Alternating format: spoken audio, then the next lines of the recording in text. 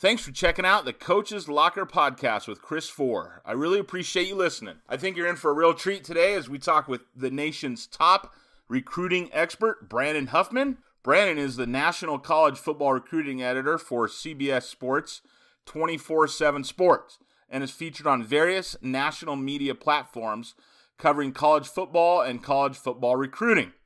Brandon and his wife Amanda are also the co-founders of the Avery Huffman Defeat DIPG Foundation, a chapter of the Michael Mosier Defeat DIPG Foundation based up in Seattle, Washington. The Avery Huffman DIPG Foundation was established in May of 2016 and honors the fight and legacy of their 7-year-old daughter Avery, who fought DIPG bravely from June 2015 until her death on February 16, 2016. Born and raised in Southern California, Brandon and Amanda make their home in Seattle, suburb of Auburn, and are the parents of Avery, Alexandra, Addison, and Cade.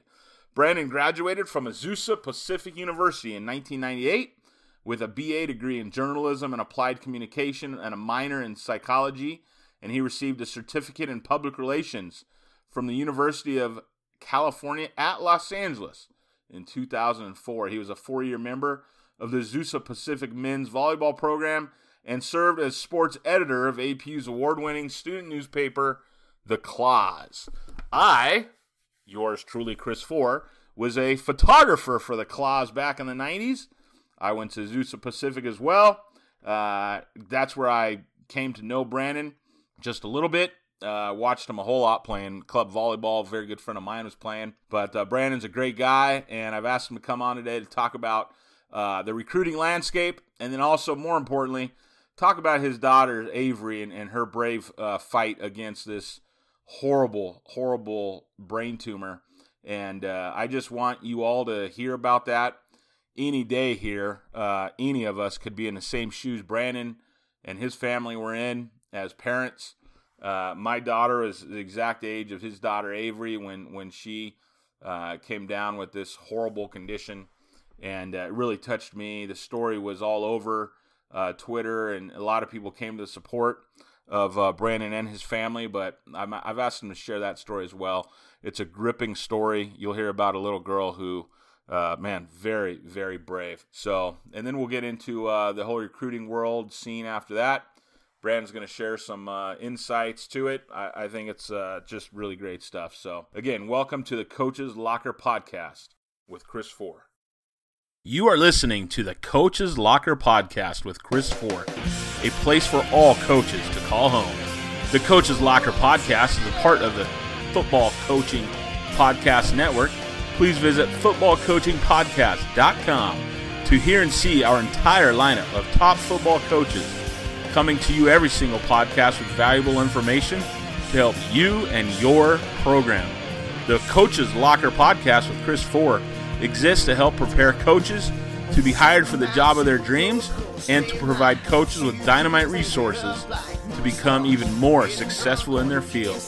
You can reach me on Twitter at Coach4, that's at COACHFORE, and my podcast home is at 8laces.org/podcast. That's 8laces, EIGHTLACES.org/podcast. Welcome to the Coach's Locker Podcast with Chris Four. Now, let's get after it.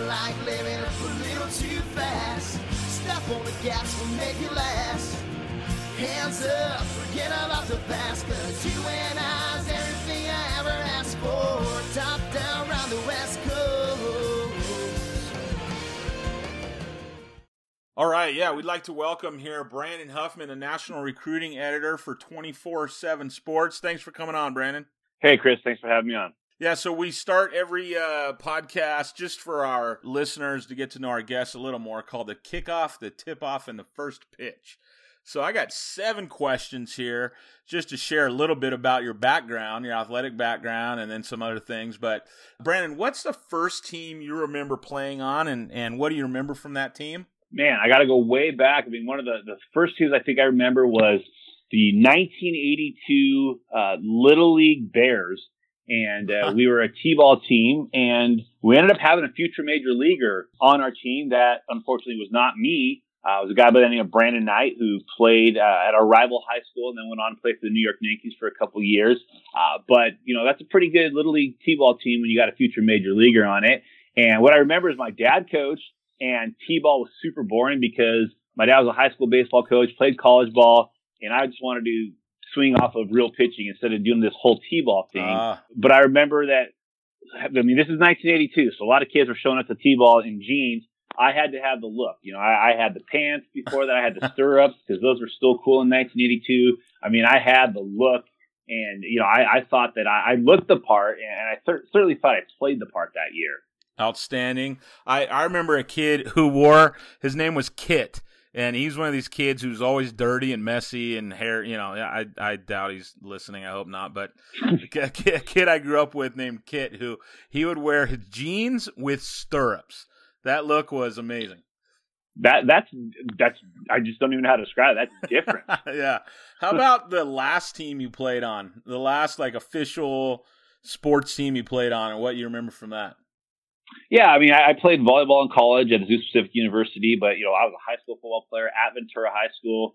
What I loved about that team is that we had been kind of decimated by graduation the year before. We had 3 or 4 players from that team that went on to play Division I football, and this is back in the days, in the early 90s in Ventura, when Ventura High School, Santa Barbara High School, Boynton High School were all kind of the powers.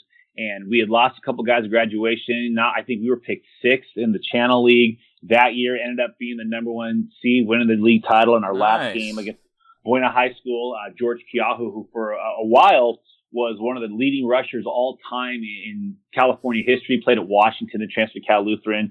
We beat them for the 4th straight year with the league title on the line. And Eric Olson was our quarterback. Ended up going to Colorado State. Played 4 years for Sonny Lubick, Colorado State, and then a couple years in the NFL for the Jags.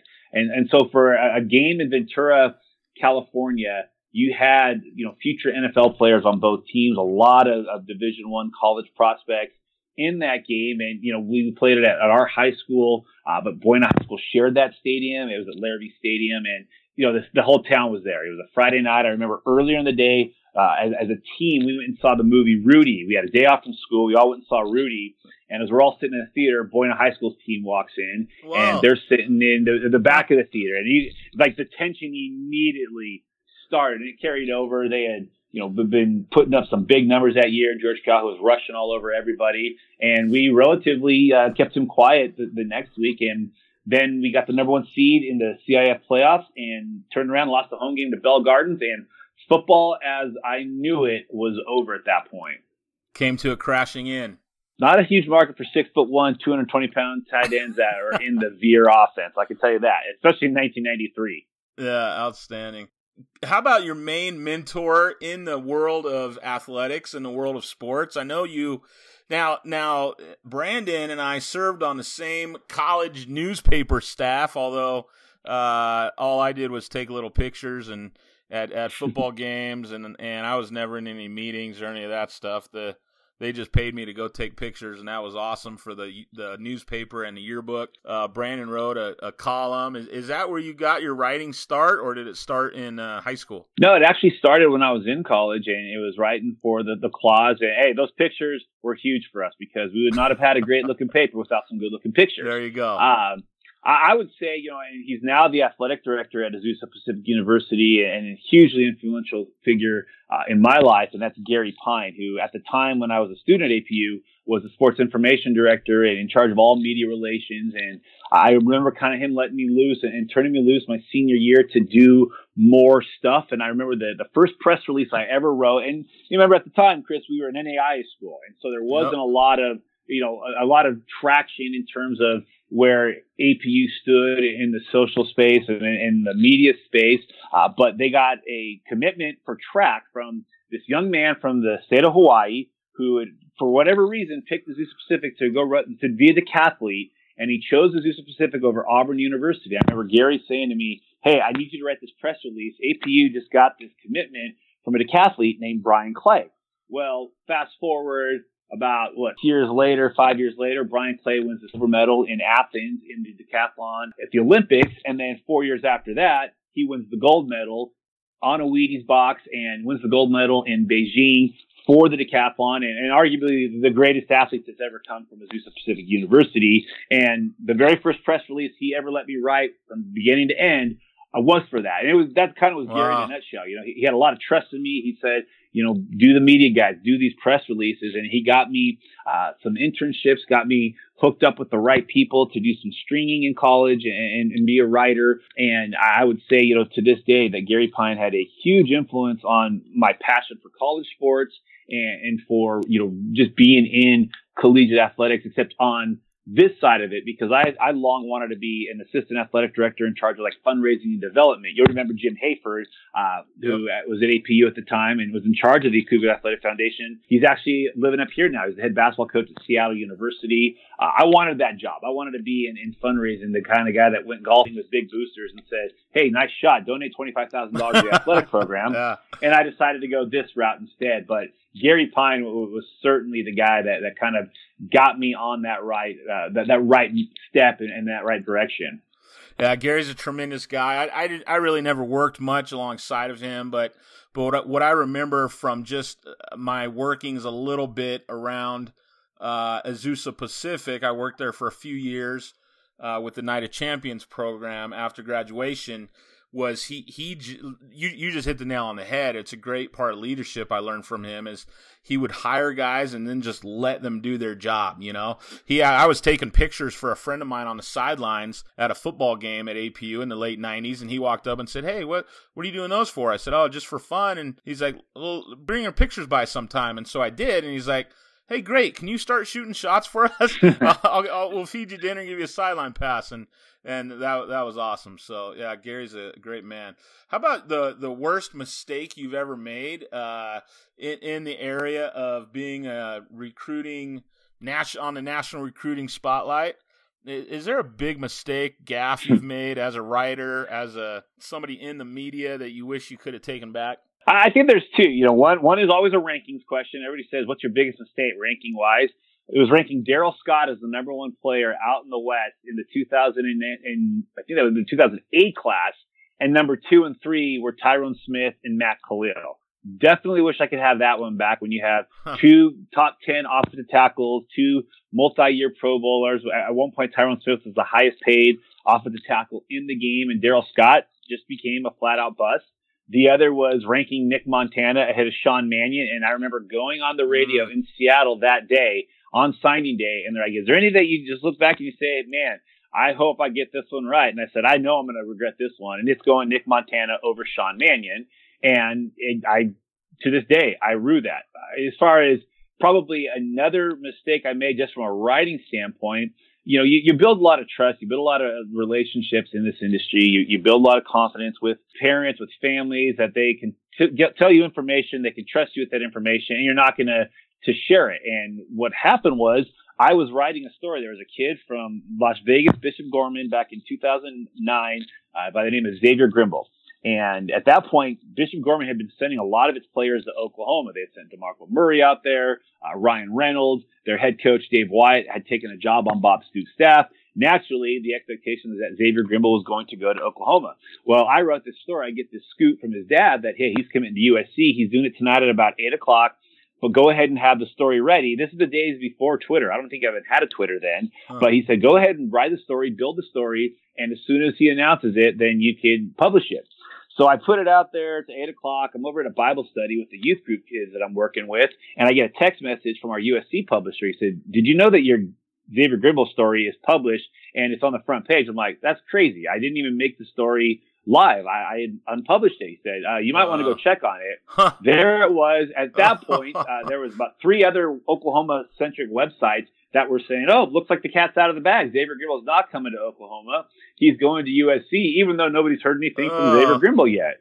So I had to call the Grimble family, hat in hand, and just apologize. And, you know, they were very gracious, very understanding. They say, hey, it happens. You know, the interview got out a little bit earlier than we thought, but it's not changing the fact he's still going to USC. So might as well go and make it public now. Wow. It's a good story to hear. A bummer to be on your side, but Very interesting. How about your greatest accomplishment in the recruiting world? I mean, who's a kid you saw nobody else knew was coming, and you kind of called it, and just one of those type of stories? I'm running out of juice with this story because I've been telling it for about 12 years now, but it was Kellen Moore as a 4-star. And when I fell in love with the kid, his junior year, Prosser High School's playing Ferndale High School in the Washington State 3A championship game. And Ferndale had Jake Locker as their quarterback. They were undefeated. They had lost in the state championship the game before. Everybody just looked at Jake Locker and said, oh, this guy's a no-brainer. I was never a huge Jake Locker as a quarterback fan. But I'm watching this lefty from this small town whose dad's the coach. I mean, he's going to his fifth read before he got to the fifth step in his drop. And I just remember thinking, man, in the right system, this kid's going to really be a good college quarterback. And his only offers a few months later ended up being Eastern Washington and Boise State. And there was this new head coach at Boise State named Chris Peterson that had taken his commitment.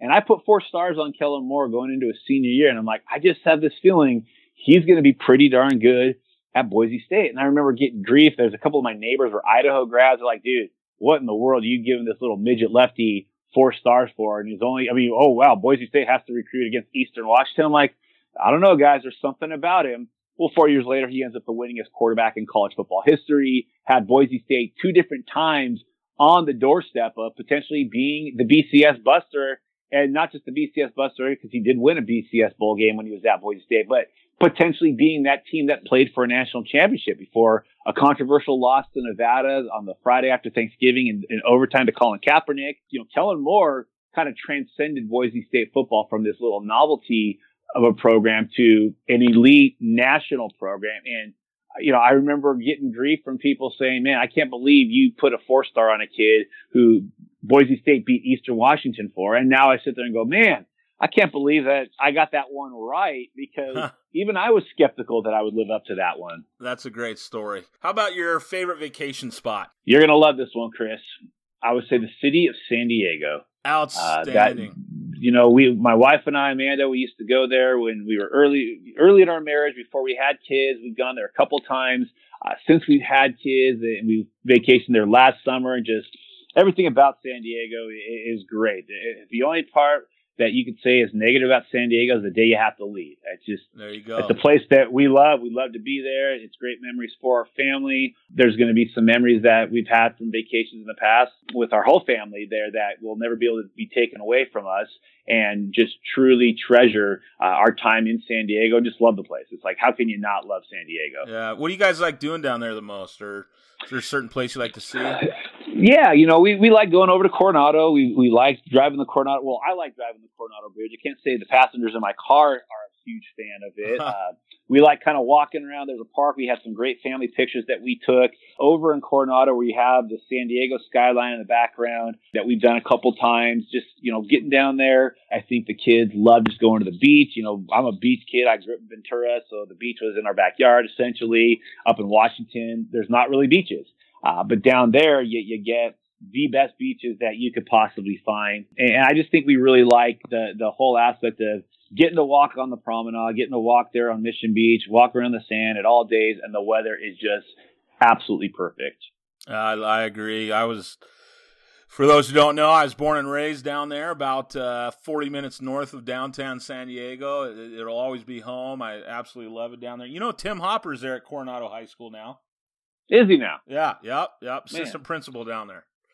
Man, we're all old if we have friends our age that are principals. Exactly. Hey, how about this? What's your favorite thing to do outside of working, outside of your work as a recruiting coordinator, guru? You know, I mean, I can give the pat answer of spending time with my family, but it is true. I think one of the things that as a family, what we really like to do is, you know, we like to go to the movies. That's something that each of my kids truly treasure. That they love going to the movie. We got spoiled a few years ago in our movie theater, took all the chairs out and put recliners in. Nice. So Amanda and I kind of look at it as, hey, we get a little bit of a rest here for an hour and a half. The kids love it. And it's one of those things, we're all together. It's kind of relaxing. And we like to go to the movies. We like to spend time doing that, and just kind of, we know we're all with each other. We know we're all in that row together and hanging out. And then we see movie previews of movies we're going to go see down the line. And I think we just all like to do something because it gets us disconnected from our phones and gets us disconnected from our daily life, and we can laugh, we can enjoy the time together, and we're all sitting there right there. And more importantly, Amanda and I can sneak a little nap in that we don't usually get at home. There you go. Love it. Well, before we get into recruiting with Brandon here, I want to talk about his daughter Avery, and that's kind of a good transition, talking about family. Brandon lost his daughter Avery to a horrific brain tumor called DNPG. Brandon's going to talk about that a little bit, exactly what that is. When Avery was diagnosed with this condition, my daughter is the same exact age. I've got 3 kids. My daughter, it goes boy, girl, boy. So my middle child, Taylor, she was the exact same age. And I remember, man, I'm just kind of getting chills of it now as Brandon went through this. I remember laying in bed reading about this on Facebook. I think that, Brandon, you had started a kind of a website or one that's out there and told this story and then posted that onto Facebook about his daughter being diagnosed with this brain tumor. And the reason I wanted Brandon to talk about this is a podcast for coaches, but I really want this to be about real life, man. And any coach listening to this, any other person listening, can go through the same exact thing that Brandon and his wife and kids went through. And so I just wanted to spend some time here talking with him about it, give him that platform to talk about DNPG, what's being done about it. Because like I said, I remember just, Brandon, I kind of knew him just a little bit at college, maybe said hi a few times. Have some, watch him play a little volleyball because my friend Brent, who I grew up with, played on that club volleyball team. But we weren't good friends necessarily. But I sat there and just said, man, here's a guy, about my age who's facing this with his daughter. My daughter's the same age. It just hit me like a ton of bricks, man. I was laying in bed weeping, reading about this story. And so it really hit me. And I want to hear Brandon talk about it to help every one of us who might be in that same boat one day. This struggle of losing a child the way Brandon did, like I said, it could happen to any one of us. And maybe you have someone listening has dealt with this or is going through this. So, Brandon, introduce us to your daughter. Introduce us to Avery. Tell us about her. Yeah, I appreciate this opportunity because, there's nothing I love to talk about more than Avery. And it was just little less than 3 years ago. It was on June 30th, 2015, where basically our entire world came crashing down among us. And it was really about a week before that, on June 23rd, we were kind of taking a sunny summer day. The kids had just gotten out of school the week before. I was taking off the next morning to head down to California for the USC and UCLA camps that they were having that week. And the whole family's down there's a beach over here in Washington, Redondo Beach, not at all like the beach in Redondo in California, but a nice little stop. And we're out there, and Cade, my son, who at the time was 9 years old, heard his sister say to him, "Hey, Cade, I see 2 of you." And he didn't think anything of it. We didn't even know that she said it until about 4 or 5 days later. And I'm still in California. And I remember I was just walking out of UCLA's camp to head to the airport. And I got a text from Amanda saying, "Hey, it looks like Avery's developing a cross-eye." And Brandon, stop there if you would real quick. So how old was Avery? And then where is she in line with your other kids at the time? So at the time, our oldest daughter, Alex, was 11 and a half years old, finishing up 5th grade. We had just had, she just graduated from elementary school, was moving on. So there's the only angst we thought we were going to deal with that summer was our oldest is going to middle school. Yeah. Our son, Cade, at the time had just finished 3rd grade. He was nine, maybe almost 9.5 at that point. Avery had just finished kindergarten the week before. She was 6.5. At that time. And then Addison, our youngest at the time, or our youngest now, at that time was about 3.5 years old and getting ready to start preschool in the fall. So it was kind of a big year for all of us. We had, Alex starting middle school. Our son was getting a little bit older. Avery was going from kindergarten to all day 1st grade. And then Addison, our youngest, was getting ready to start preschool. So she was 6.5, about 4 days after that, after the beach, my wife texts me and says, "I think Avery's developing a cross eye." And she sends me a video where she's trying to get Avery to move her eye. And I'm like, that's interesting. So this is a Saturday. I fly home that night. I get home on Sunday. Avery comes into to our room to get ready for church, and I noticed the cross-eye at that point. I said to man, I'm like, we should probably get her to an ophthalmologist, kind of see what this is, see if she needs to get some strength back in her eyes. How do we do this? Does she put a patch on her eye? And we try to work on the strength, and maybe she just has some vision problems. So that was a Sunday afternoon. Over the course of the day, Avery kept complaining about a headache. And then Kate said, yeah, Dad, it was weird. She said the other day that she saw two of me. And so we started thinking, well, maybe she's got double vision. So, again, no big deal. She's going to go to the ophthalmologist. They'll figure it out. She might have to have a little corrective eye surgery. A couple months, we come back to school. Everything's fine. Monday afternoon, Amanda takes Avery into the ophthalmologist and takes her in. And, I'm not even worried. I'm just thinking it's an eye issue. She comes home very shaken up. She said, the doctor wants us to do an MRI. He's nervous about the nerves that she's got and how they're responding. And so at that point, I'm like, okay, this seems a little bit abnormal, but again, it's just probably an eye issue. It's a nerve issue. I'm doing what every parent does. I start Googling some symptoms and seeing what it could be. And you see, it could be this, it could be that, it could be this. And like 6th or 7th on the list is brain tumor. And you're not even looking at that. You're like, it's this, it's that, it's that. And this was this was the only symptom you guys had seen, kind of the cross-eyed type of thing? Only symptom we had seen. And then we had put a patch on her eye on that Sunday because she was complaining so much about the vision. And then she said with the patches on her eye, she could see again. And so she had a little bit of balance issues, but we thought that was just because she was trying to figure out how to walk with one eye working and the other covered. So not thinking anything of it. So Tuesday, we're trying to get Avery into an MRI, and they're saying, hey, you know what? We can't get her in this week. We got 4th of July coming up this weekend. Maybe we'll do it in about a week or 10 days. And Amanda's like, no, we're doing this MRI today. So on that Tuesday, we drive down to the ophthalmologist and we get her in, and I'm in the back with Avery doing the MRI. Meanwhile, the doctors are saying, it takes about 10 days to get the results of an MRI. Amanda's like, I'm not waiting 10 days. Yeah. So the whole time I'm in the MRI with Avery, Amanda's working on getting a doctor to read the MRI. So MRI's done. We drive over back to the ophthalmologist.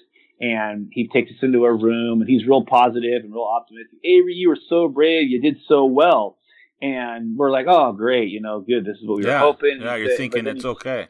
Exactly. And then he turns and looks to Amanda and I, and it's just like slow motion. He said, unfortunately, Mom and Dad, there's a tumor. And I just remember my body collapsing onto the floor. I lost every ability to stand there. Like my legs went weak. My body went weak. My mind just was in a blank. Amanda was obviously overtaken by emotion. We finally gather ourselves together after a couple minutes. He says, I want you guys to get down to Mary Rich Children's Hospital in Tacoma. They're expecting you. You'll get more results here. Oh, my goodness. we're hearing brain tumor. We're not thinking the worst at this point. We're just thinking brain tumor. Brain tumors happen. You get them removed. You have some surgery. You open up the head. You take the brain tumor out. We're good, right? So we get to the hospital. We're waiting a good 2 hours in a hospital room, in the emergency room of the children's wing, waiting for some kind of details. What was Avery asking? I mean, what was she going through during that time? All this time, she's like, oh, why are we at the hospital? This is a big room. And I remember her saying, everybody's being super nice to me. Like, that was her thing. Everybody was just being so nice. And one of the child life specialists comes in and says, hey, Avery, do you want to go into the playroom? We'll take you in a wagon. She's like, of course. So she climbs into the wagon. They walk out, and about 30 seconds after that, a social worker and the head of oncology for the pediatric ward comes in the room and explains to us and says these 4 letters we'd never heard in succession what our daughter was diagnosed with. So we're, okay, we got some answers. Now we know what this brain tumor is. So my first question was, okay, when do we do surgery? Yeah. And the doctor looked at us and had kind of a quiet response. He said, so there is no surgery because of where it's located on the brainstem. We can't do surgery. I'm like, all right, so she just lives with it the rest of her life, or what are we talking about? Wow. And she's like, it's not that simple. And then that's when I knew something was wrong. I said, all right, doc, what are we talking about here? She said, so the average lifespan for this is you're looking at 6 to 9 months. And I'm like, period, total? And she said, yes, it's lethal. It's this, it's that. There was other words said. At this point, my head was just spinning. And I remember for somebody who never can shut up, I couldn't get words out of my mouth. I was just mute and just in stunned silence. And I'm like, what do you mean there's nothing that can be done? What do you mean there's nothing you guys can do. What do you mean 6 to 9 months? And it was just the entire world overtaking us and crashing down on us. And I'm sure there was other things that were said by the doctor, the social worker. Don't even remember them because it was such a blur. And probably 10 minutes after that, Avery comes back in the room in the wagon, and with a big smile on her face, she's like, "Dad, can we stay here for a day or two?" And I'm like, "Well, yes." And we went upstairs, we took her in, and she was super affectionate. She was always our sweetest child. She was our, craziest child, the most stubborn child, but she always had this sweetness to her. And she's like, "I love you guys. I love you guys so much. And I just want to stay in here." And we're knowing what we've been just told. And we don't even know how to process this, let alone, look at her with thinking, no way. It was probably 4 a.m, 5 a.m, where I finally was able to lay down with my head, able to close my eyes for a good 30 minutes, just blown away. Like, this is not real. This is not real. This is not true. This can't be happening. Woke up the next morning. The doctor came back, said, "I want you guys to go to Seattle Children's Hospital, get a second opinion." We went up there, got the second opinion. They confirmed what it was. And it was the longest drive home from Seattle. Normally it takes me 35 minutes to get home. It took me 2.5 hours because traffic was so bad. They had already put Avery on a high steroid dosage because they were trying to, attack the tumor. And just remember thinking, and with tears streaming down our faces, driving back going, this cannot be real. And, that night is when I tweeted out a story I'd written, or a blog post I'd written on Caring Bridge. And, kind of the rest was history. It was now out there that our daughter, our precious 6.5-year-old daughter, has been diagnosed with an inoperable terminal brain tumor. Yeah. And so that's called DIPG. Help me with the words here. Diffuse intrinsic pontine glioma. Yeah, diffuse intrinsic pontine glioma, and so it's a tumor that's found on the brainstem, and the area on the brainstem that's found is the pons, which really this disease affects children almost, exclusively. But the pons is kind of where, your entire nervous system, it controls your heartbeat, your breathing, your eye movement, your balance, your ability to, move your arms and legs freely. And when it's attacked like it is, it essentially takes all ability to use those functions away. Yeah. And I found approximately 200 to 400 children in the U.S. are diagnosed with DIPG each year. So you can think about, this is obviously a very horrible brain tumor, but a very small percentage of children that actually get it. DIPG accounts for about 10 to 15 of all brain tumors in children. Right now, there's no known cure for that. It's a very aggressive tumor that interferes with all bodily functions, as Brandon said. So what was, you get that diagnosis? It's really hard to, I can't even pretend to imagine what the next step is. But take us through that. You leave the hospital, you drive home. What's the next step? How do you deal with your other 3 kids about that? Obviously, maybe one a little too young to understand what's going on, but what's the next step for you guys? So, there was a couple things. First it was, what are we going to do for treatment? Because any treatment is palliative. It's not life saving, it's life comforting, if you will. The thing that they could have done scientifically, medically, was going to remove the tumor. So there was the decisions, what kind of treatment do we do to give her some extended life, to give her quality of life? And we opted, after some research, talking with doctors, getting some opinions, we decided to go with radiation. It would be 30 days over the course of about 40 days of radiation, and it would, hopefully shrink the tumor. The optimistic, miraculous plan was that it would destroy the tumor, but in this case, it was, just enough to shrink it. I remember writing the post and putting it out there, making it kind of public, and then taking my older 2 kids into the backyard, and I told them what Avery's diagnosis was. I didn't tell them what the prognosis was because I wanted there to be some optimism that, hey, she could go into radiation and they could,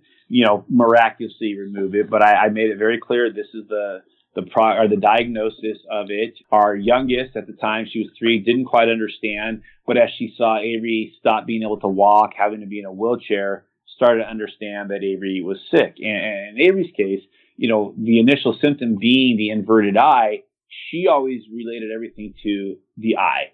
So when she'd go to radiation, to her, she was going to the eye doctor because she'd have to go under and put a mask on and do radiation, which was similar to what she had to do with the MRI, where she had to lay down on whatever you want to call that and do the MRI. So to her, this was all part of the eye procedure. And that's kind of what we did. And so for the next month and a half, our days would revolve around radiation daily during the week. There was physical therapy. There was occupational therapy to give her ways to use her strength in her hands to try to get her wrists, because almost immediately she lost the ability to use her right side of her body. She was right-handed, so she could no longer write. She could no longer hold a fork. She couldn't feed herself. And then within a week, she wasn't able to walk. So we would have therapy to try to give her a little bit of strength so that her hand wouldn't curl up. And, all the while you'd see like a positive in that. And you would say, oh, look, she just took 5 steps, but realizing that's not doing a dang thing to stop that tumor. So palliative care might be the most torturous thing that you can imagine, because there is medical care, but it's not doing anything to stop the major wound, the major illness. It's only giving you a little bit more time with your child. And that was what made it so hard, is you'd want to be optimistic. She'd be happy that she had a good day at the doctor. And in the back of your mind and deep in the pit of your stomach, that it's just, putting a Band-Aid on a bullet wound. Wow. And so how long did you say she went? You said a week from that first treatment to not being able to walk? It was within a week from her first diagnosis she was diagnosed on a Tuesday. By Monday, we had the doctors suggesting we get her a wheelchair. And by Tuesday, so a week later, she was already in a wheelchair. She could still do some minimal walking with holding her hands, but she wasn't able to walk long term. And she had balance issues. She would stumble because she was just losing all strength and ability in her right side. So it hit quick. Is that just because the tumor is growing on that and pressing on the spinal cord? I mean, what's 100%. Yeah. Okay. That's what it is. It's pressing so great. And so, viciously on the nerve system and on the pons that it's immediately affecting every, major thoroughfare in her body that she's used to function. Yeah. Wow. And so how long did this fight last for Avery, and what was that like? So she was diagnosed on June 30th, 2015, and she passed away on February 16th, 2016. And frankly, for the first 5.5, 6 months, she wanted to do everything. There was nothing she didn't want to do. There was nothing she didn't think she could do. Okay, I can't write with my right hand. Well, let me show you how to write with my left hand. Wow. Okay, I can't walk on my own. Hold my hand and I'll walk for you. Okay, I have to walk at school with somebody holding me up. Give me a gait walker and I'll walk in that. Oh, I can't do anything because my body's betraying me. Cool, Dad, make a list. This is what I'm doing today. And so for the first 5.5 months, she fought. She went to physical therapy. She went to occupational therapy. She went to aquatic therapy. She had blood infusions to try to, attack it that way. She took different medications every day to just keep her from being nauseous, but also the stuff that would affect the swelling and affect the pain from the swelling in, where the tumor was at. 5.5 months, she just fought. She fought.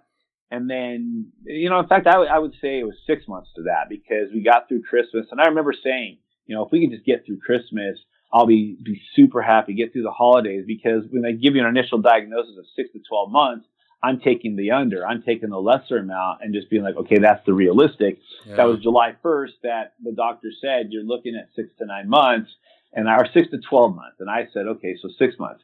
Literally within an hour on New Year's Day, we let her stay up on New Year's Eve, bring in the new year. We had family friends over, had dinner that night. We let her stay up till midnight. As I'm taking her up to bed, she looks at me and she cringes and she grabs the back of her head. She says, ow. And then she does it a second time. And I looked at Amanda and our hearts just sunk, because we knew what that meant. And it turns out about a week and a half later, she had kind of weathered through it. She'd gone back to school the next week for Christmas vacation being done. We had taken her to the doctor and she had hydrocephalus, which was water on the brain. And the tumor at that point had begun to grow pretty substantially. So she ended up having 2 more emergency brain surgeries over the last probably 5 weeks of her life. we took her home from the hospital that second week in January, and she immediately went on hospice care. And basically the parting words are, go home and make it comfortable for her for these final weeks. And you don't ever expect to hear that. You hear that for your 95-year-old grandma who's had a great run. You hear that for the 85-year-old, grandpa that you're just not expecting to live much longer, but he's had a good life. You're not expecting to be told for your, just barely turned 7-year-old daughter, go home, make her comfortable for these last few weeks. Yeah, no, I can't even imagine. She sounds like she was a real fighter.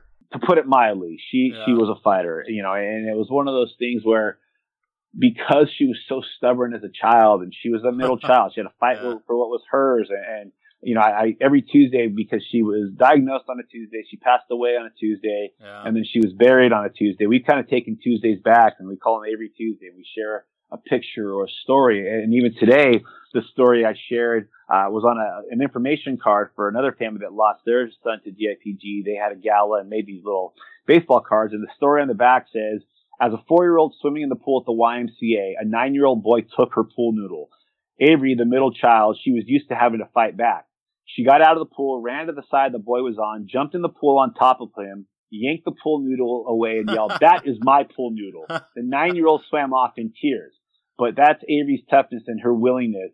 And that willingness to battle would become her biggest strength during her fight against the DNPG. And that's what she was. She was a fighter. She was a middle child, so she had to fight for what was hers and fight for keeps. But we long have felt like, that was preparing her for the fight of her life. And that's why every day, Dad, I could be laying in bed, I could be sad, I could be upset with what's going on. But no, Dad, let's make a list. This is what I'm doing today. This is what I'm accomplishing today. She wasn't going to let cancer take the ability to do things like it was trying to do, like it was doing in a lot of cases.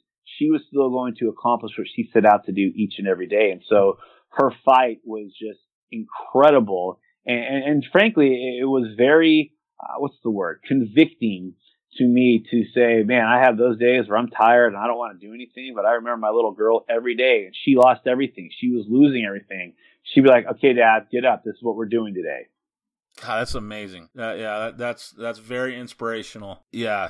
So you guys have, you and your wife, you guys have started the Avery Huffman Defeat DIPG Foundation to raise awareness and funds for research. I'm going to tell my listeners here, check out that foundation at Avery, AVERY, Strong, AveryStrongDIPG.org, and we'll also have that in the show notes here, AveryStrongDIPG.org. And listen, anybody hearing this who makes a donation of $25 or more, I'm going to send you any free digital manual off of my website, 8laces.org. Just look at the books and manuals there. Send me your receipt that, hey, here's a donation I made. Go to my website, tell me what free manual you want there, and I will email it off to you. So again, anybody who donates $25 or more, they're at AveryStrongDIPG.org. Folks, when there are different types of medical issues like this, such an aggressive form, of brain cancer, medicine needs a lot of time, a lot of money to do research. And I know Brandon is pretty fired up here with his foundation. So talk to me a little bit about that, Brandon, and because I know not every parent who goes through this starts a foundation. So talk to me a little bit about why you're doing that. Yeah. So, our philosophy was that Avery had a short life here on earth, but her legacy has the opportunity to last past our lifetime and for future lifetimes. And one of the things that you realize when your child dies at a young age is that, you're afraid she's going to be forgotten. You're afraid people are going to move on. You never get to really move on, but others get to move on. Well, we want to keep telling her story. We want to talk about the bravest child that we've ever been around, the bravest person we've ever met. And we wanted to honor her, and we thought the best way to honor her would be to fight back. She fought faithfully for 7.5 months until the day she died. Our chance now is to fight back for her, but also for other families that maybe, God forbid, one day have to sit in a hospital room and be told by these doctors, hey, this is what your daughter, your son is facing. hey, go home and make a lifetime of memories. Hey, there's nothing we can do. We want to change that conversation. We want to change that narrative to now say, hey, thanks to families that fought for their own children, there's been medical breakthrough in certain areas of research. There's been medical breakthrough in certain areas of treatment that we now think we can effectively address and assess this tumor and do something about it. And so it's not, it's too late to bring Avery back, but it's not too late to keep sharing her story and her legacy and impact other families and impact other children that may be stricken with this absolute horrific monster. And so we started the foundation, and, there was a couple of different approaches, a couple of different ways the foundation could have gone in terms of what our focus is going to be on, what we wanted to raise money for.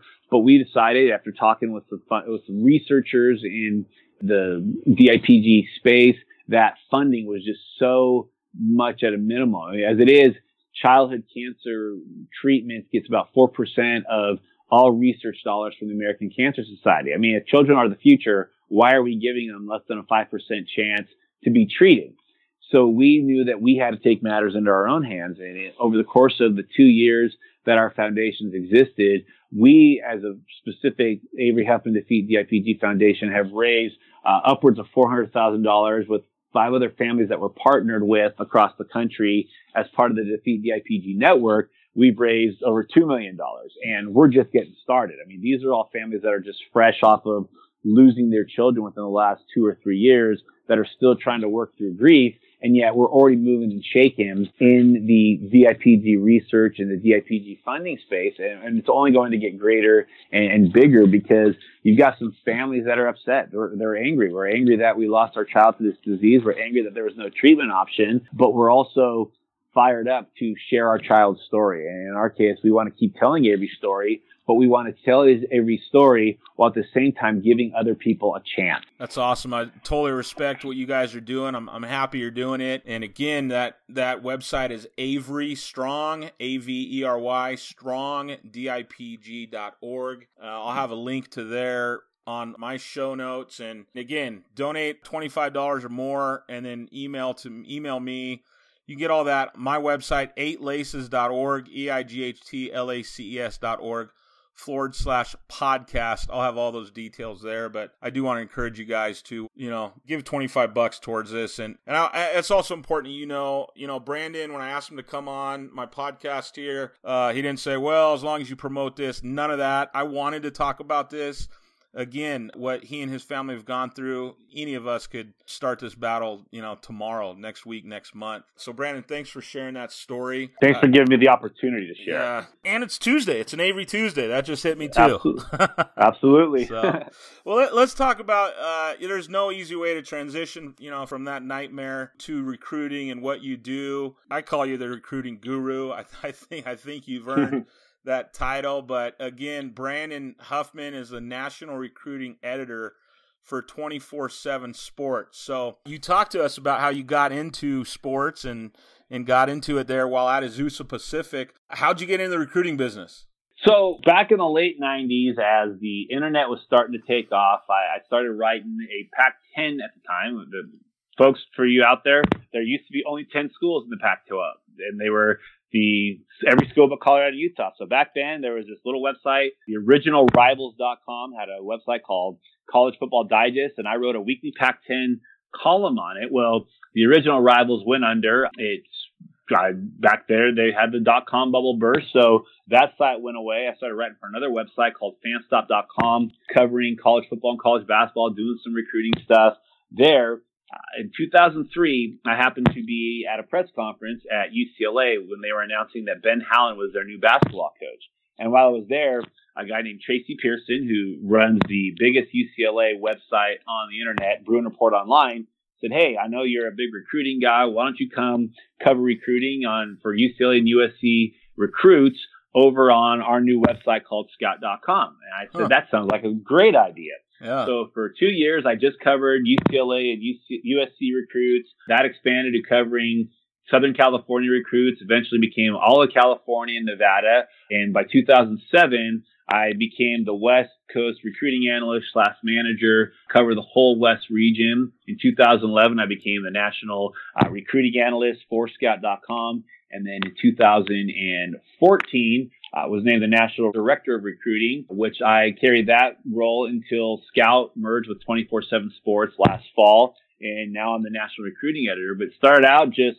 covering local recruiting in Southern California, but more importantly, covering recruits that UCLA and USC were targeting. And at that point, you had a new coach in Carl Durrell at UCLA, and then you had the second, third-year coach at USC named Pete Carroll, and they were doing some national recruiting. And I always say, well, my first recruiting class, I covered a kid from Texas, a little running back from Texas, who had visited both USC and UCLA officially, but found that UCLA was not necessarily the program he wanted to be. They had a running back named Maurice Jones-Drew. USC had just brought in a couple running backs named Reggie Bush and Lendale White.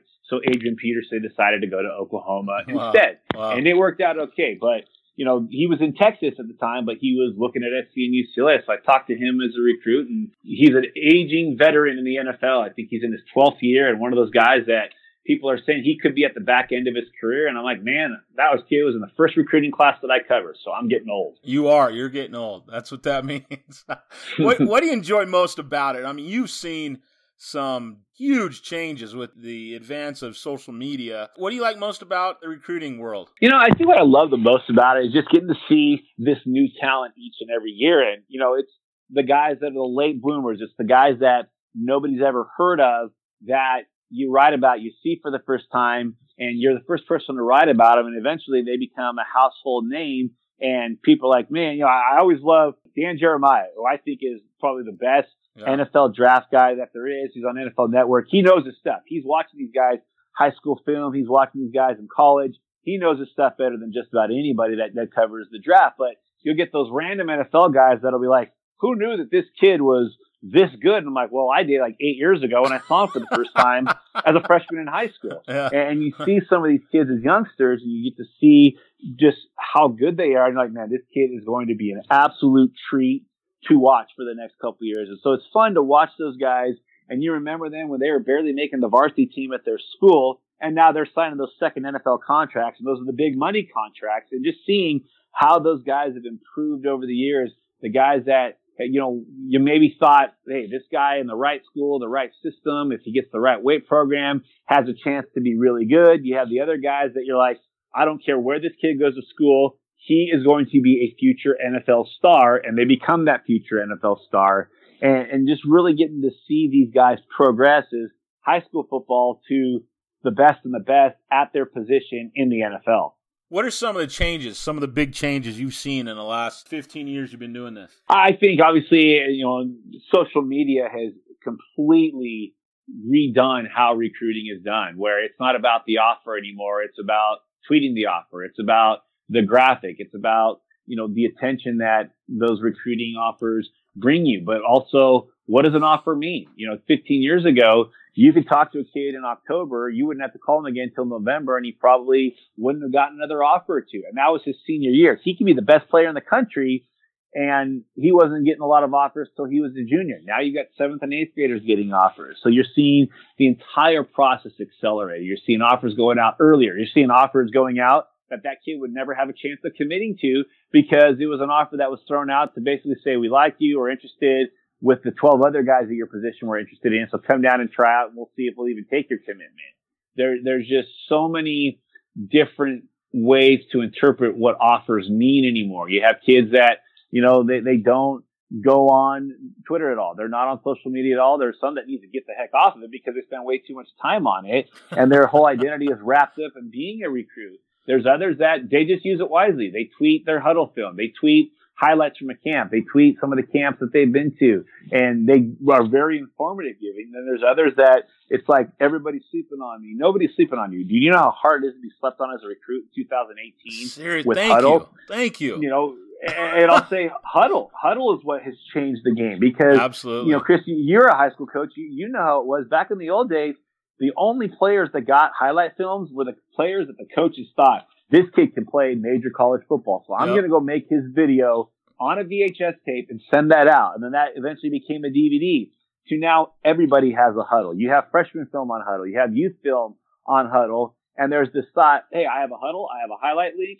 I'm a Division I prospect. And so the unrealistic expectations that I think, and I don't blame Huddle, because I think Huddle has allowed for better analysis, better evaluation, but it's also turned everybody into thinking, I've got a chance to play major college football.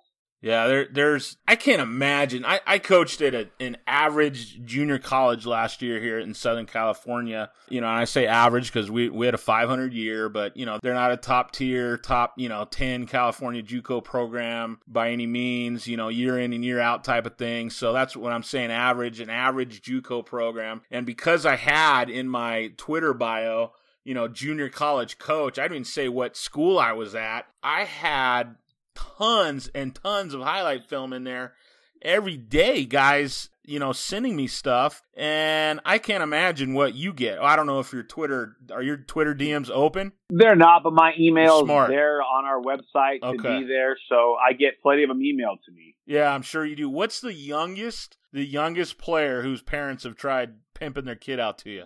5th grade. And I immediately hit delete. If there's an 8th grader, I might put him in the folder that says in the future, where I might watch that in the future, only if I think I recognize this name. Where did I know this name before? And then I'll do a search on my email. Oh, his parents sent me a film as an 8th grader. But I've been sent film in 5th grade with the expectation, please give my son a profile and rank him. I'm like, please have your son go through puberty, actually become a real high school football player, play varsity, and then I'll open this email the rest of the way. That's what it is. And I mean, the youth sports space. And I mean, I'm in the youth sports space because my son plays travel baseball. My daughter played club soccer. And I think I'm every coach's dream because I don't ever say, oh my gosh, my kid's the greatest. My kids are solid, average, and they go out and they have fun and they love it. And I'm like, hey, you know what? You're going to go to school for something other than sports to start making sure that those homework assignments are getting done. And yet I'll be at these tournaments. I'll be at these football camps or baseball tournaments, wherever it may be. And I'm hearing parents say, oh yeah, we're already thinking about what high school we're going to send him to. And I'm like, well, that's dumb. That's $29,000 you're wasting because that's not going to be an investment you're going to get a big return on. Yeah. And I think being in the evaluation business, you get to evaluate parents too. And you get to see, okay, that person's a crazy. I can't wait till I get that email from them saying that their son's a Division I football player. And I'm like, not really. But it's just constantly, I mean, parents are spending hundreds of thousands of dollars on private training for a scholarship that's, hundreds and thousands of dollars that they could be using that to put aside for college. Yeah. Have parents changed, Brandon? Have parents changed in the last 10 years? Or is it just the social media that has changed and now we're hearing and seeing about this stuff? I think it's both. I think parents have certainly changed. I think they've gotten worse, far worse than they were 10, 15 years ago. But that's now because in the old days, they had to get your email address and they would email you, or somehow they got your phone call. Now they just harass you on Twitter. They find you on Facebook and they message you on Facebook, even though you've got in your message request folders, and they find you. They just find a way to find you. And, I know I'm not biased here. I know what I'm looking at, but my son's better than the 25 guys you have ranked ahead of him. Even though he's 5'11", 160 pounds, and he's a pro-style quarterback, I can tell you with any bias that my son's better than all those guys. I'm like, yeah, this seems like his email is going to escalate quickly. And they just are, and I get it. You want to love your children. I mean, I just talked about my daughter, who I love dearly, and I lost. You want the best for them. You want them to have success. But it's also about being realistic and knowing, you know what? There's a lot of other parents that think the same thing. And the problem is there's some kids out there that will dwarf those children that you're mentioning in terms of their talent and their athletic ability and their chances of being an elite prospect in a few years. What percentage of parents in that recruiting world right now do you think have a pretty level, unbiased view of their son? I would say it's in the lower 25%. I mean, I think the first time your son gets a letter, you're excited. The first time he gets an offer, you're excited. But I think so many times parents are more wrapped up in who the kids that aren't their sons are doing recruiting wise and what their attention is than they are about their own. And I mean, I'll have parents call me. I have one dad all the time who'll spend 45 minutes bashing one particular player before we even get to talk about his kid. And his kid's going to play at a major university. But it's like, why are you so worried about this other guy? Let's talk about your son. He's great. He's fine. He's a good athlete. He's got a chance to be a special player. Why are you so wrapped up in the others? And so that's when I think it gets crazy. Well, I know my son's better than these guys, even though I don't go to those guys' practices, even though I only see that guy one game a year, and that's if we play them. I know that my son's better than him. There's not any objectivity, or they watch film and it's well, my son's better than him. Like, how can you tell that? You haven't even gotten through the opening splash screen. It's just that in their mind, there's nobody that can be better than Jimmy or Johnny. And I think that, parents just and I'm a parent too. I mean, we get delusional. Like, when you hear that, oh, there's kids in class getting in trouble, you're like, it couldn't be my kid. There's some parents that are like, crap, it's my kid. But, you always just want to think that your kid's not that one, that he's a different one. He's the one that's not like the others. And I think that carries over with the stakes as high as they are for collegiate scholarships and the chance to launch them towards a professional career. I think that brings a little bit of a looniness to parents. Yeah. As a recruiting analyst, where do you think the high school coach fits into recruiting? I think that the high school coach absolutely fits into the recruiting process. And I say this because I know that I am in an intriguing position where I know a lot of personal trainers. I know a lot of 7-on-7 coaches. I know a lot of travel coaches. I know a lot of guys that do it for the right reasons. And they really do want to launch those kids in their neighborhood and in their community. And I know there's a lot of high school coaches that figure, hey, I'm just supposed to coach you in high school and that's all I'm going to do. I think that high school coaches are a lot like high school teachers and guidance counselors, in that you should be trying to prepare each and every one of your kids for opportunities beyond high school, whether that's in football, whether that's in, math, whether that's in science, whether that's academically, socially, athletically. I think that high school coaches have such a great opportunity, though, to really help their program. And I look at like our guy, Coach Ortiz at San Clemente. I mean, just an awesome guy. Like, he has been constantly supportive of his San Clemente kids. And, he's won, he's had success. He's put players into the collegiate ranks. He's put players in the NFL. And he does it all with such the right approach and such the right attitude. But it's also not the only approach. There's other approaches that work. I just think at the end of the day, you want to really support your player. You really want to support your student athlete and position them to have the best opportunity to keep playing the game that they love if they're getting it done in the classroom. A high school coach can't, do miracles of the kids not getting it done academically. But I think the high school coach, when college coaches go out in April and May during the evaluation period, they are stopping by the high school. They're asking for transcripts. They're asking for honest evaluations of their kids on their team. When they are going by in December and January during the contact period, when they're going for in-home visits, they're getting one-on-one time with those coaches. They want that honesty. They want that, that real news about that player. They want to know, is this a player we should be working with? Is this a player we should be recruiting? I think the high school coaches have a crucial role because they get these guys when the stakes are highest. I know I don't mind going to I like going to 7-on-7 tournaments. I get to see a lot of good athletes there. But to me, the stakes are highest on Friday nights when the lights are on, the pads are on, the helmets are strapped,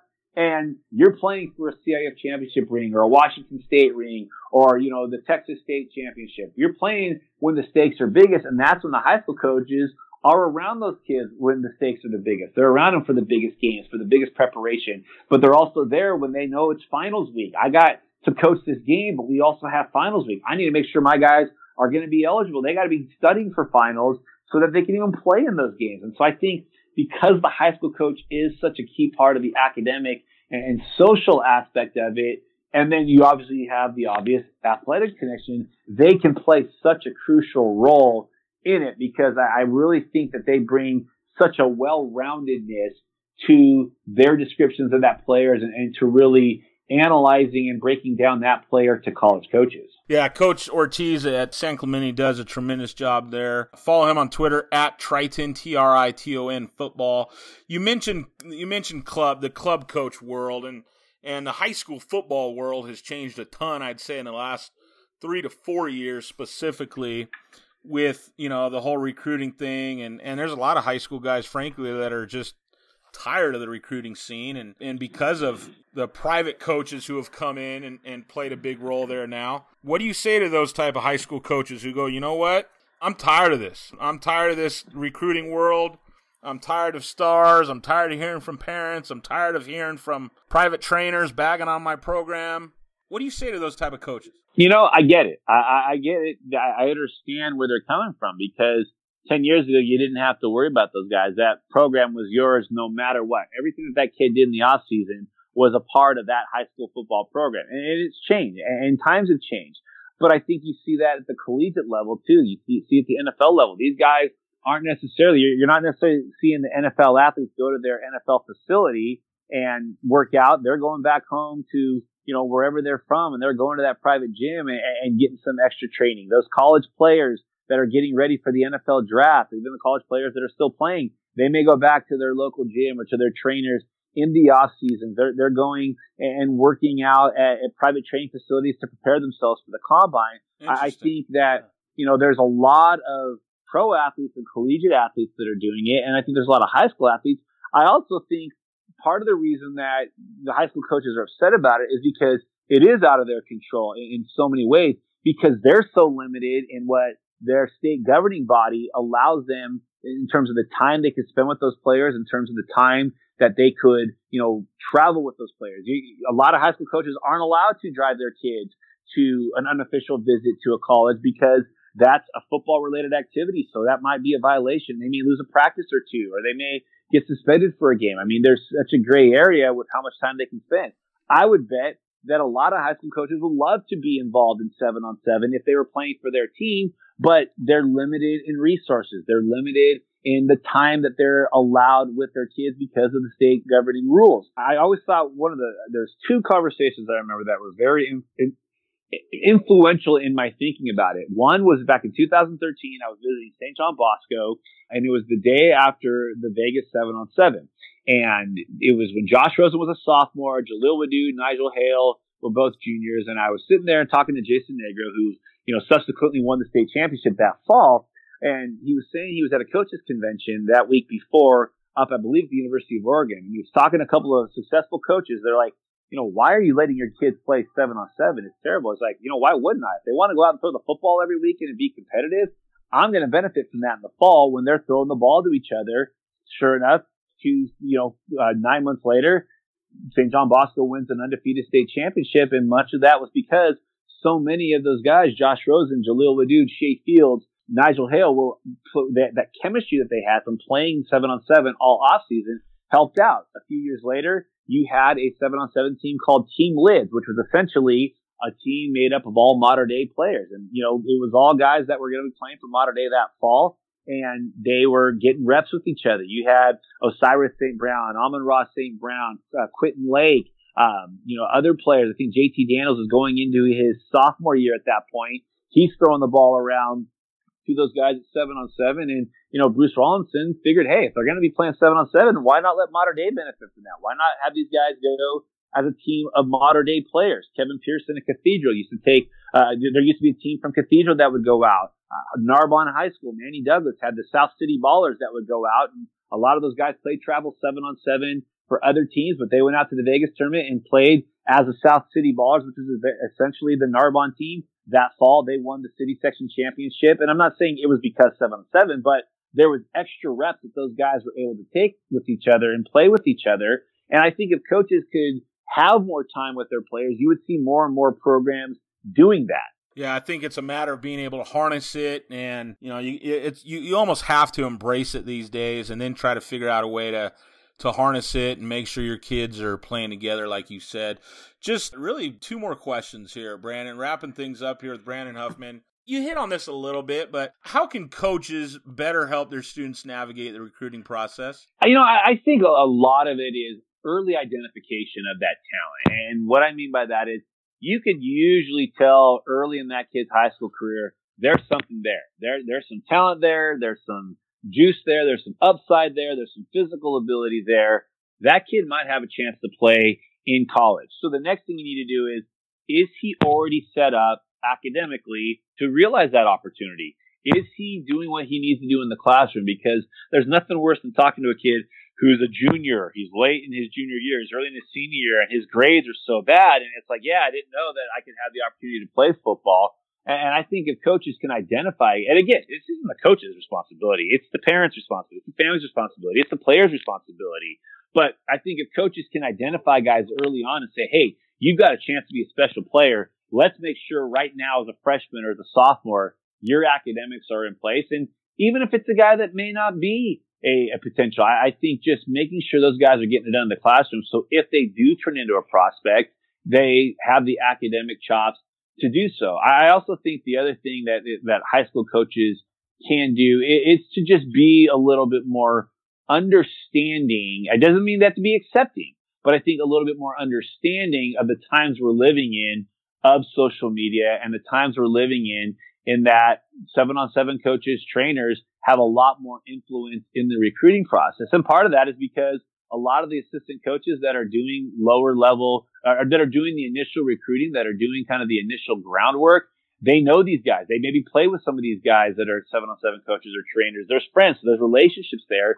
And now your players are getting opportunities that maybe they wouldn't have before. Now your school is getting an influx of coaches coming in the off season that maybe that school didn't before. So it actually can be a benefit to your program if some of those players that are playing 7-on-7 and getting the opportunity to get recruiting. So just understand that I think everybody has the same goal. They all want to see those kids realize their dream and play college football. So I think just more understanding that, 7-on-7 coaches aren't out just for money. They're not out just to attach their name to a kid. They want these kids to succeed just as much as the high school coach wants us to succeed. And, you're never going to see a kid announce his starting, when he's doing the starting lineup or when he's being announced. You're never going to say, hey, I played for this 7-on-7 team. It's always going to be, hey, I played at Modern Day High School. Hey, I played at Ventura High School. You don't ever hear the Ventura High School one very much. But, hey, one day we might hear that one again. But you want to hear those when they get to college, when they get to the NFL, yeah, you might see a shout out to the high school program because you never forget your high school program.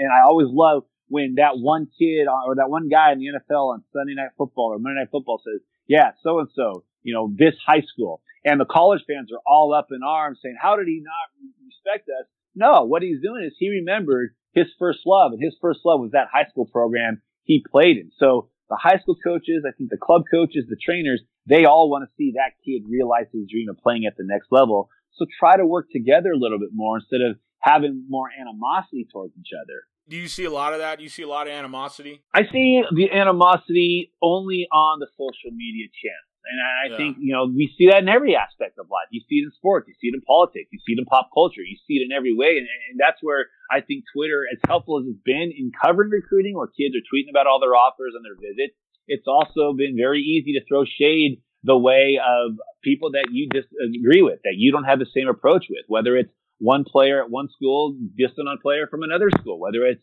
a trainer dissing a high school coach dissing a trainer, one college grad assistant, because they're the ones that always go rogue. It's always like a grad assistant or an analyst who goes rogue on the Twitters and takes shots at the other rival college. But I think that's, the animosity is just what social media has become. And I think it's on so many levels.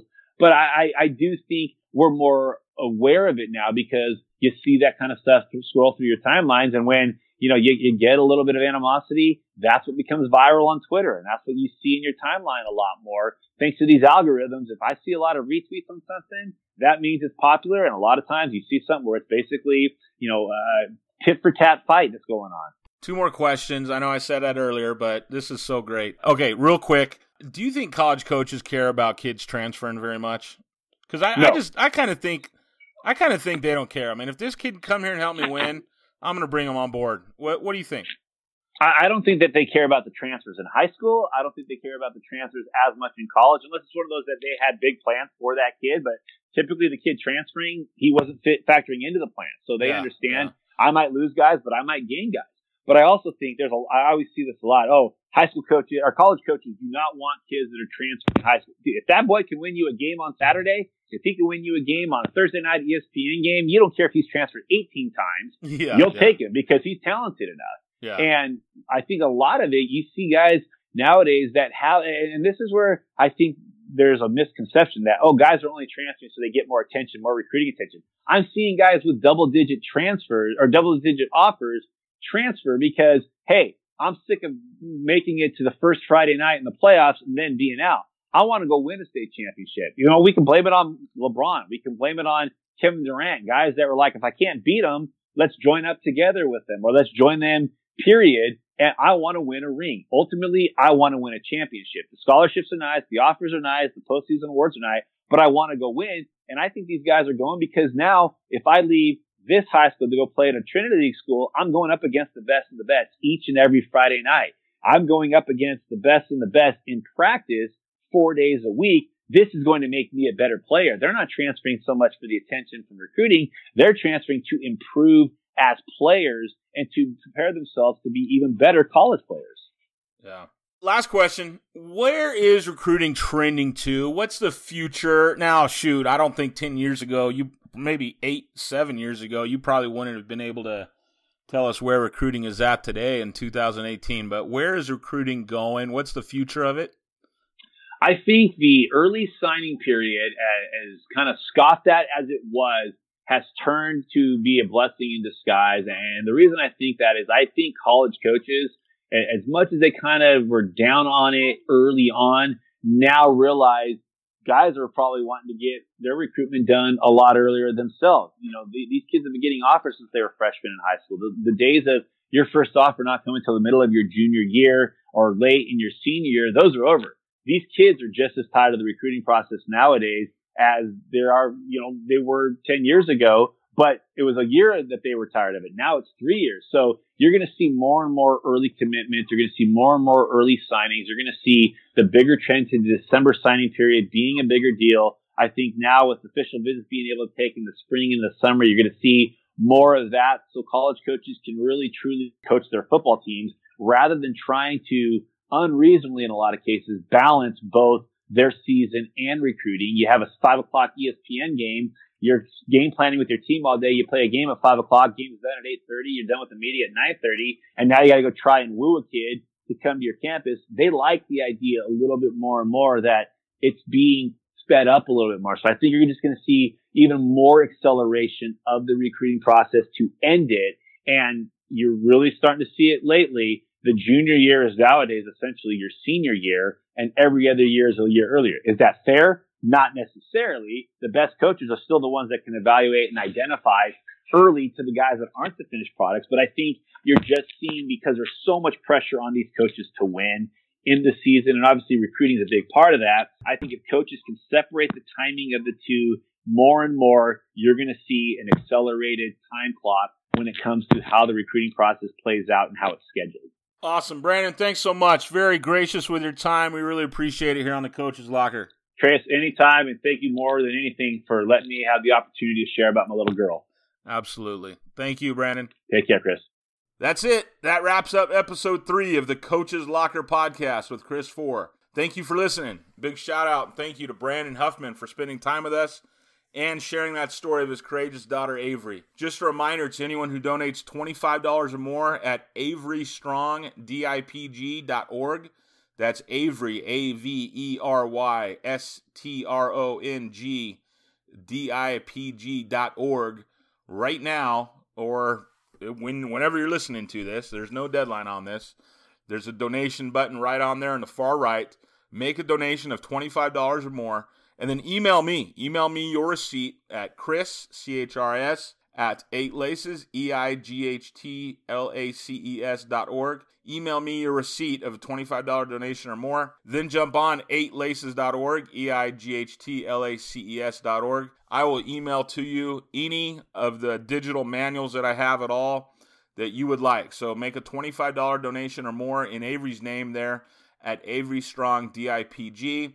Email me your receipt and then tell me what manual you want of mine, and it's yours. It's yours for free for making that donation. Next week on the show, we're going to talk special teams. There's no guest at all. I'm going to talk about organizing your special teams as you guys, at least if you're a football coach here, you're preparing to head into fall camp and get your special teams going. So we'll be talking about that next Friday on episode 4 of the Coach's Locker podcast. Remember to check out the Football Coaching Podcast Network. Visit footballcoachingpodcast.com to hear our entire lineup of top football coaches. We've got some great coaches as a part of this network here to help you become a better coach. Follow me on Twitter at Coach4. That's at COACHFORE. My podcast home, 8laces.org, EIGHTLACES.org/podcast for all the ways to follow me online. And also you can find show notes there and a schedule of upcoming topics. Until next time, this has been the Coach's Locker Podcast with Chris 4.